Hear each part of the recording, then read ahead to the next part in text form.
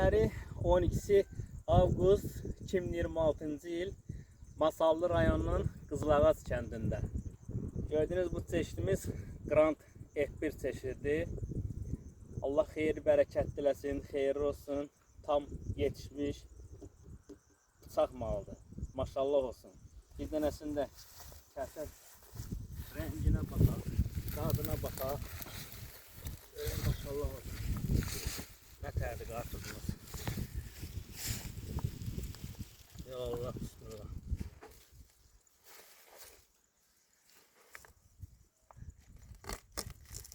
Ay maşallah, maşallah. Maşallah olsun. Bak, mala bak. Qıpqırmızı, ürəyin istəyən, ortası da hamısı bərkdir, gözəl, çeşidi. Allah xeyri bərəkət eləsin. Xeyirli olsun. Grand F1 çeşidi hər yerdə əkilir, hər bölgədə əkilir. Burada da çox gözəl nəticə verdi. Maşallah olsun. Rəngi, çəkisi, hamısı ideal bir qaydadadır. Allah xeyri bərəkət eləsin.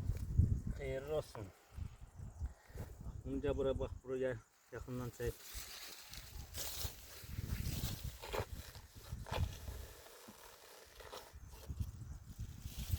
Böyle göstersin. Baba. Renge bak.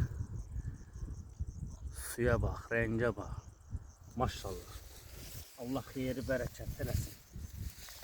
Xeyirli olsun. Sakarya şirkətindən məxsus olan Şəmkir Agro'nun təqdim etdiyi Grand F1.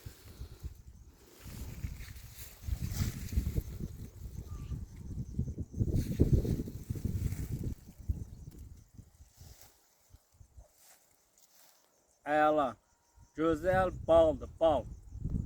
Allah xeyir versin, xeyirli olsun. Yəni belə şəklini çək. Gözəl.